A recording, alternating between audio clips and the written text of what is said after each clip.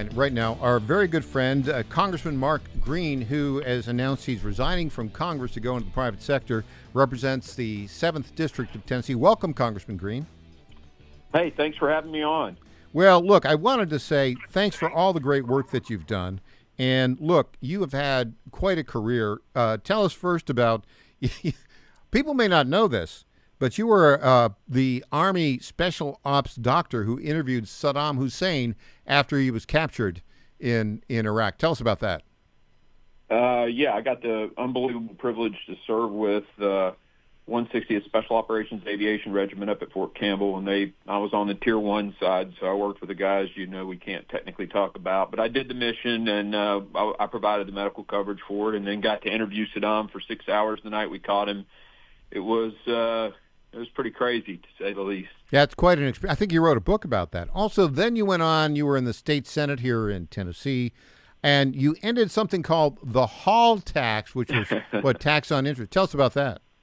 Yeah, the Hall income tax really put Tennessee in a unique place because it was an investment or a tax on investments and dividends. And I think at the time Tennessee was ranked 30th or something, 35th place to retire.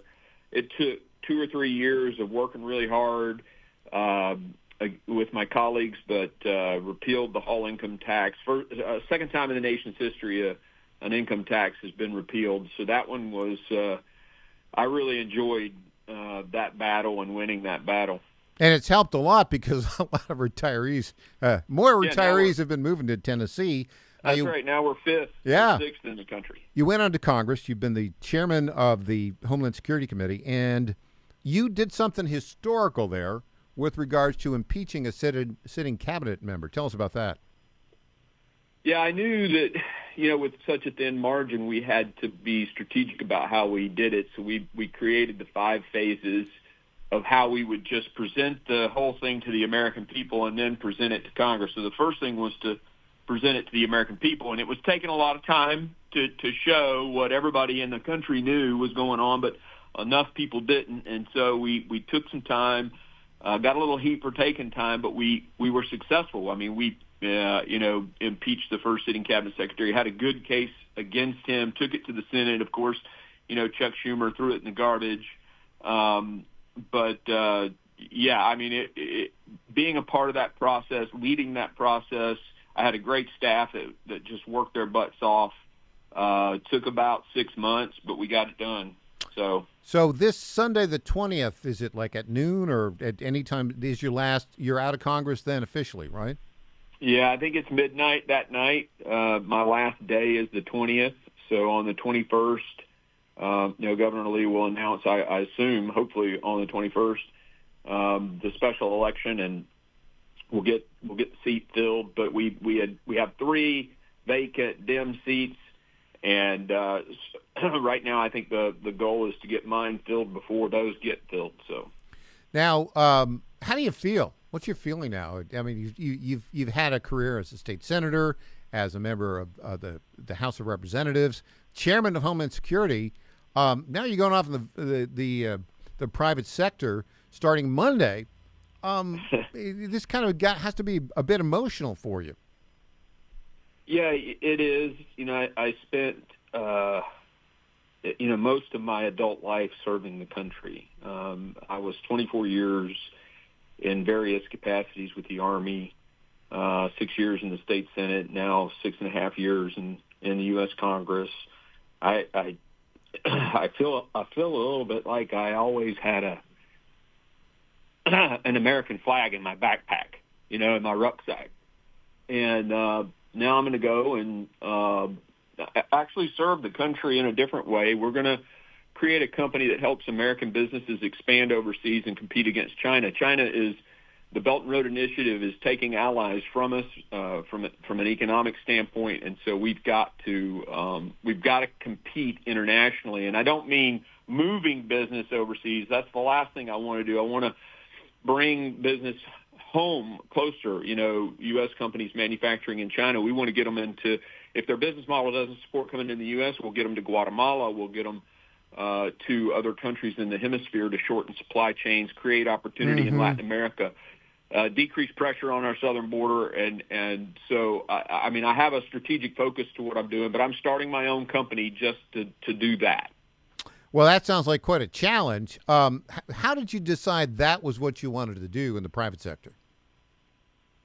I just saw the need, as I traveled around the world and talked to the American Chambers of Commerce. I saw, the real challenge for an American business going overseas is finding the right partners. Mm-hmm. And I think what we're going to do is help link people to the right partners in country. There's also the cultural challenge, and making sure that when you market your product or your service, you're doing it in a way that actually gets you sales, right? So we want our businesses to be successful when they go and compete in those markets. And so just being aware of that, being able to help people find the right partners, being able to coach them on the process, and be a good strategic partner ourselves. Shortening the supply chain makes an awful lot of sense to me. And if you have to have lower manufacturing costs, you could move from China to the U.S., but maybe sometimes, as you said, Mexico, Guatemala, Latin America, and that will improve the economies in those areas and lessen the pressure of people from Central America, South America, Mexico who want to come to the United States. Your thoughts on that, Congressman Green? Yeah, I mean, that is the secondary goal. I'd love to bring them back into the United States, create jobs here, but if you're going to make T-shirts, it's kind of hard to do that in the U.S. with the cost of labor in the U.S. So let's make them somewhere that's close so that we can create opportunity there and decrease pressure on the migration issue.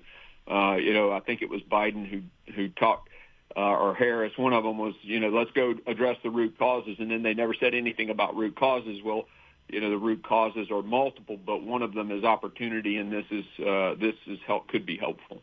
Where will you be based? Where will your business be based? Well, we're going to be all over the world. We'll have offices in Tennessee and offices in Florida. The challenge there is, just getting to Latin America specifically. We've also got some potential business that will be in Europe. So we'll have multiple offices all over the world. Have you identified a business partner yet, or is it just Mark Green sticking the flag in the ground and saying, "Here I am, let's go"? We got lots of partners. Lots of people want to participate, and the cool thing about Congress, when you're leaving, they give you these forms to fill out on your employment. Well, nobody expects you to go out and start your own gig. So what I had to do on the ethics forms was line through employment and say potential client, right? So and potential partner. So I did all that. I exceeded the requirements, but yeah, there are a ton of people who want to be a part of this, and I'm excited. I'm not going to say the name of what I'm doing because I don't want to use my job for advertisement for my future job, right? So I won't say the name, but that I'm telling people what I'm doing and not advertising the name. When after you've resigned. And after you're out on your business, come back again and let's talk about your business, because I'm very interested in what you're doing. Yeah, I'd love to do that, and I'd love to do that so then I can say the name. Well, Monday morning you can say the name. Okay. From the people of Tennessee, the residents of the 7th District of Tennessee, up in Clarksville and Williamson County and parts of Nashville. Thank you, Mark Green, for all the great work that you've done for the United States of America, and good luck in the private sector. And if I could just say, Michael Patrick, thank you to the people who let me do this. Well, and they appreciate it very much. Mark Green, thank you so much. Have a great day. Thanks.